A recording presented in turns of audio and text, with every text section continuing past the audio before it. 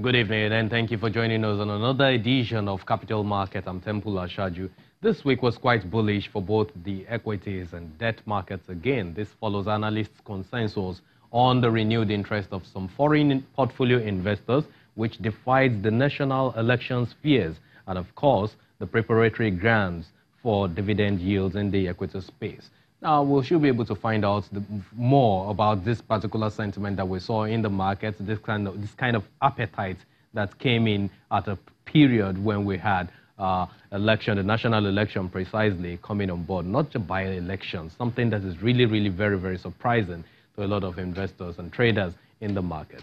Meantime, the Securities and Exchange Commission this week sealed off the premises of two companies, Dantata Success and Profitable Company, in Kano State.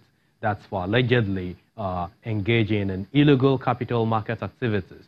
Now, the capital market regulator says in a statement that the companies were shut down for carrying out investment operations that falls within the management without registration with the SSA, that's the commission. Now, the regulator further explains that the closure aims to end unlawful activities of the companies against unsuspecting investors, as it advises traders and investors to ensure that they deal only with fund managers that are registered with the Securities and Exchange Commission.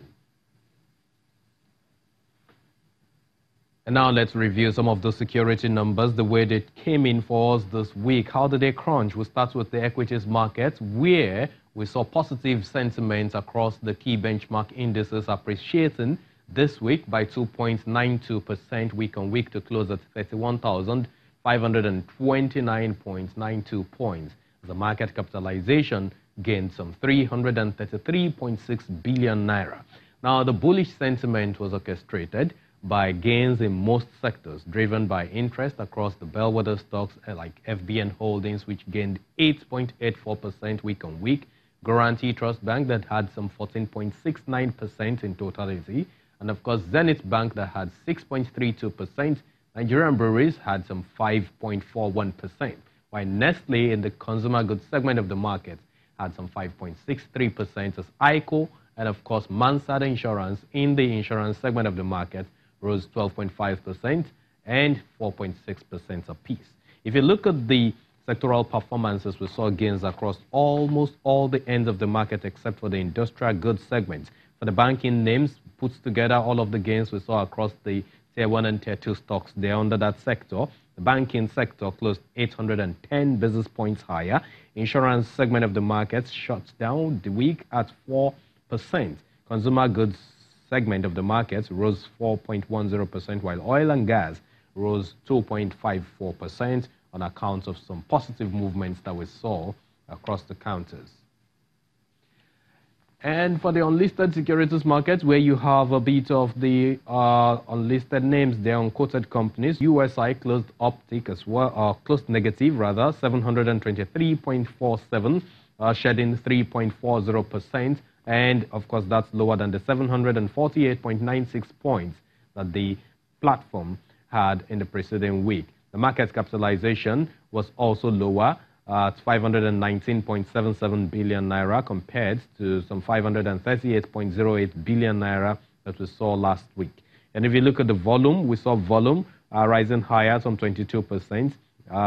Volume came in at 1.96 million for this week. And of course, the value was 56.95 million naira. All this took place in 44 deals as investors traded on just 5 key companies out of the 39 securities that are tradable on that platform. And of course, the interest of investors was more in the CSCS, that's the Central Securities Clearing System of the entire capital market, and of course, Friesland Campina Wamco, which is a company that is of course tradable on that platform. These were the 2 key companies that topped the charts by way of volume and value. It looks like with the kind of appetite we're seeing in the equities market, investors are now considering moving away from the NASDOTC back to stocks.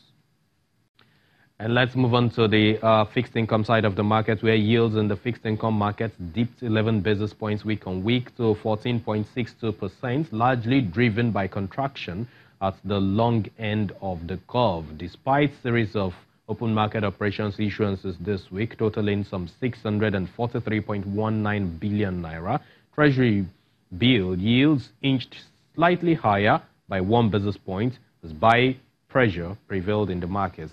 But if you look at the numbers you got right here on your screen, they are the numbers for the top traded securities yesterday, Friday. In total, we got some 110 deals, and of course, that's valued at 45.56 billion naira.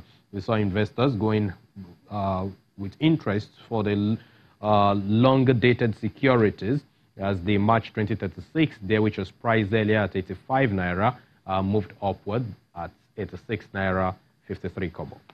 And of course, at the bond market, average yields contracted 21 basis points week on week to 14.65%, mainly at the long end of the curve, where investors looked more at the 2037 security and 2026 security. But of course, if you look at the numbers for Treasury bills, we've got interest in some 19th of December 2019 and, of course, March 2019 security. You also see that we have some 383 deals yesterday, worth some 153 billion naira. Now let's join investment banker with Codros Capital, Gbolahan Aina, for some analysis. Gbolahan, good evening. Thanks a great deal for joining us on the program.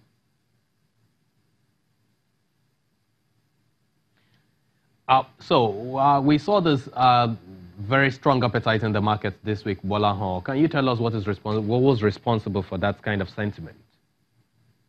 Okay, so we started to speak on the proxy by some foreign investors, Zenith Bank, and of course, the report that depends on those stocks we find attractive.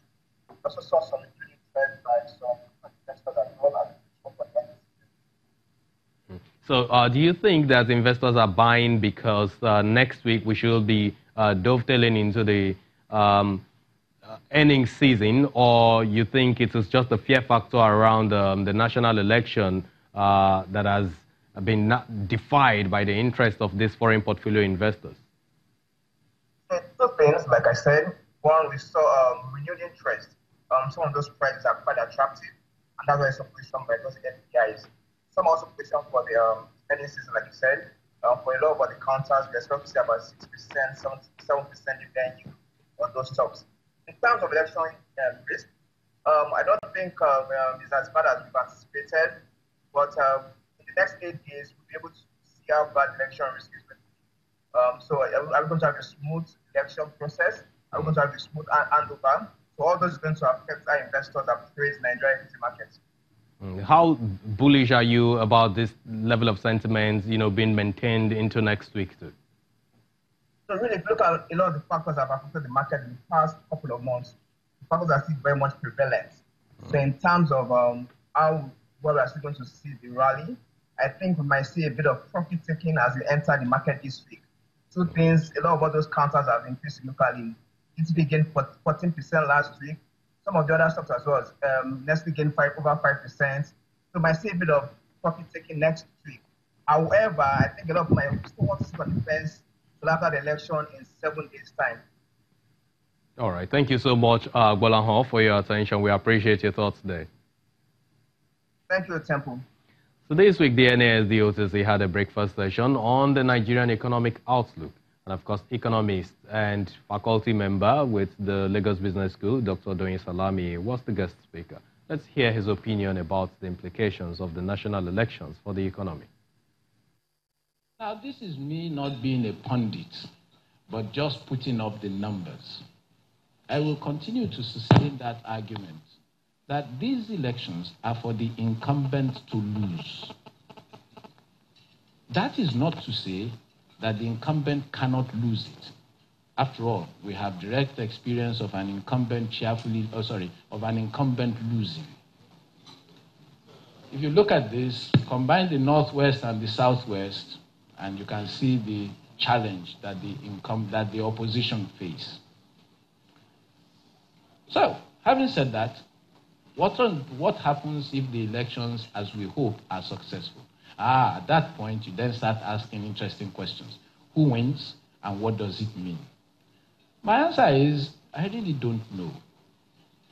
We've put this up. Essentially, it's questions. Will the incumbents, if they win, work towards reforms? What kind of reforms? How quickly will these reforms take place? Will the opposition, if they win, be market-friendly? Ordinarily, I would have been minded to tell you that the opposition would be market-friendly.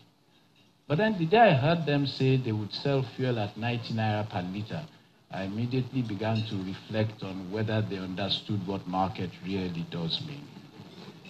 But the key question is that, truthfully, we have to wait and see. And guess what? We may not wait very long.